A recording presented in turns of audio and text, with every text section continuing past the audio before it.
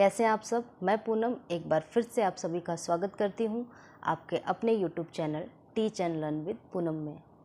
जैसा कि पिछले कई दिनों से बीपीएससी एक्टिव मूड में है और डेली कुछ ना कुछ नोटिफिकेशन आ रहा है टीआरई 3.0 री एग्ज़ाम को लेकर।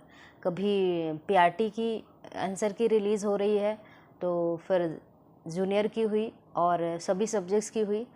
उसके बाद उन्होंने ऑब्जेक्शंस भी मांगे हैं और आप सभी ने अपने अपने मार्क्स चेक कर लिए होंगे, मैच कर लिए होंगे। इस बार तो आंसर की मैच करने में भी कोई दिक्कत नहीं हुई होगी, क्योंकि इस बार जो आंसर की थी वो सेट वाइज दी गई थी। आपका जो भी सेट है उससे रिलेटेड सभी क्वेश्चंस 150 क्वेश्चंस के आंसर सीरियल से दिए हुए थे, तो आपको कोई भी दिक्कत नहीं हुई होगी मेरी समझ से। और रही बात मेरे मार्क्स कितने थे, अगर ये आप अभी तक नहीं देखे हैं तो आप मेरे चैनल की प्लेलिस्ट बीपीएससी नाम से एक प्लेलिस्ट है, उसमें जाकर मेरी 2 वीडियोस हैं। एक पीआरटी में कितने मार्क्स हैं उसकी वीडियो है और एक अपर प्राइमरी यानी 6 to 8 में कितने मार्क्स हैं उसकी वीडियो है। आप वो दोनों वीडियो जाकर देख सकते हैं अगर अभी तक नहीं देखी है। लेकिन उसके बाद जो मार्क्स जितने आए हैं मैच कर लिए, किसी के कम हुए हैं, कम ही होते हैं मोस्टली जो आंसर की आती है उसमें, क्योंकि कई क्वेश्चंस चैलेंज करने वाले होते हैं और चैलेंज भी आप लोगों ने कर दिया होगा। बट एक सबसे बड़ा जो मुद्दा होता है वो होता है कट ऑफ से रिलेटेड।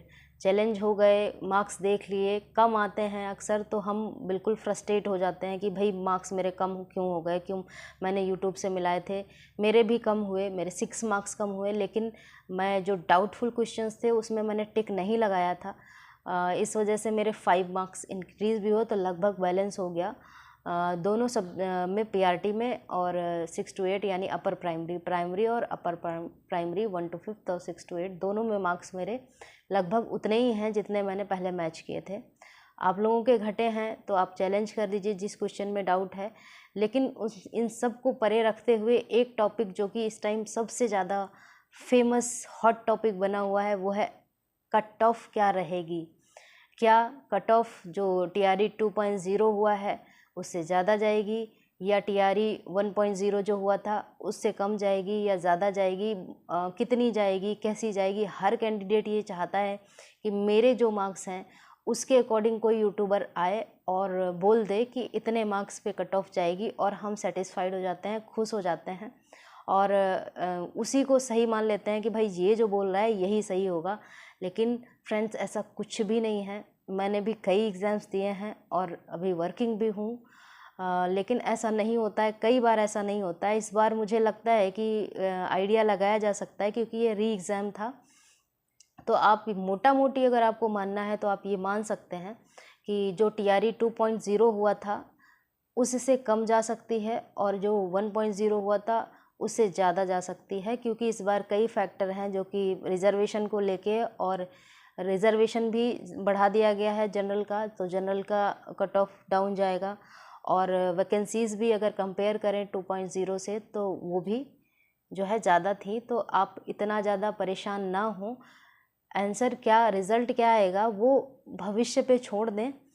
ठीक है, आपने मैच कर लिए, अब उसके बाद आपकी ये जिम्मेदारी नहीं बनती है या ये आपका मतलब काम नहीं है कि कट ऑफ बार बार, एक बार चेक कर ली किसी ऑथेंटिक चैनल की, 2 बार चेक कर ली किसी से, लेकिन हर रोज़ एक ही वीडियो को बार बार सुबह शाम देखना कि काश ये वाला यूट्यूबर बता दे कि इतनी जाएगी, जितने मेरे मार्क्स हैं काश ये वाला बता दे, उसी रेंज में बताए जिस रेंज में मेरे मार्क्स है, और जिस रेंज में बताता है अगर उस रेंज में मार्क्स नहीं होते हैं तो आप फ्रस्ट्रेट होते हैं। इस सब से बेहतर होगा कि आप अपनी पढ़ाई कंटिन्यू करें, क्योंकि टीआरई 4.0 भी आने वाला है। वो कैंडिडेट जो ऑलरेडी एम्प्लॉयड हैं, अगर वो इस तरह की चीज़ें कर रहे हैं तो शायद उनके लिए हार्मफुल नहीं होंगी ज़्यादा।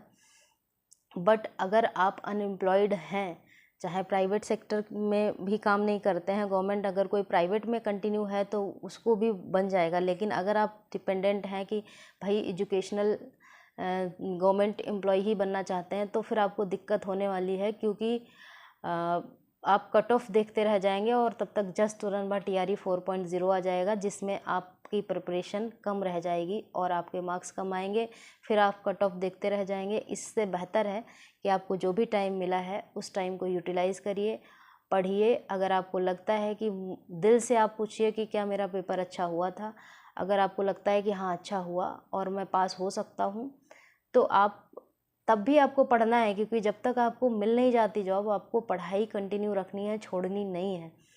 और अगर आपको लगता है बिल्कुल कम मार्क्स हैं तो आपको 110% पढ़ाई कंटिन्यू रखनी चाहिए। किसी भी इंसान को एक दिन में पढ़ने से, 15 दिन में पढ़ने से सक्सेस नहीं मिलता है। वो तभी हो सकता है जब आपका बेस मजबूत हो और आपको सिर्फ और सिर्फ रिवीजन करना हो, तो आप 1 मंथ या 15 डेज़ में जिसकी जैसी कैपेसिटी वैसे पढ़ सकता है, रिवाइज कर सकता है। लेकिन अगर आप कहो कि कोई बिल्कुल नया टॉपिक और कोई कह दे कि पूरा नया सिलेबस है, कभी नहीं पढ़ा, और वो 15 दिन में पढ़ के या 1 महीने में पढ़ के एग्ज़ाम क्रॉस कर देगा, ऐसा पॉसिबल नहीं होता। जनरली ऐसा पॉसिबल होता ही नहीं है। जो लोग कहते हैं उनका इसलिए हो जाता है क्योंकि उनका बेस काफ़ी मजबूत है, वो कई एग्ज़ाम्स दे चुके हैं और लगभग सिलेबस सेम होता है सभी एग्ज़ाम्स का। तो इस वजह से वो कहते हैं कि हमने 15 दिन में कर लिया या 20 दिन में कर लिया। बट जिसका बेस मजबूत नहीं है, जिसने अभी अभी पढ़ाई शुरू की है या अभी अभी उसने कंपटीशन के लिए प्रिपरेशन स्टार्ट की है, तो उसको कम से कम 1 साल अपने सभी सब्जेक्ट्स का बेस मजबूत करना पड़ेगा। उसके बाद ही वो किसी भी एग्ज़ाम में बैठेगा, तो 1 महीना या 15 दिन उसको रिवीजन के लिए काफ़ी होंगे। तो आप लोग एक कट ऑफ के चक्कर में ना पढ़ के, चाहे टीजीटी हो, पीजीटी हो, आने वाला क्योंकि आंसर की टीजीटी पीजीटी की भी आएगी, कोई भी हो, आप कट ऑफ के चक्कर में ना पढ़ के पढ़ाई करिए। कट ऑफ बहुत ज़्यादा हाई नहीं जाएगी और बहुत ज़्यादा कम भी नहीं जाएगी, क्योंकि कंपटीशन इतना भी कम नहीं होता है। डे बाय डे कंपटीशन बढ़ता ही जा रहा है। तो और जो भी जाएगी उसमें आप चेंजिंग नहीं कर सकते।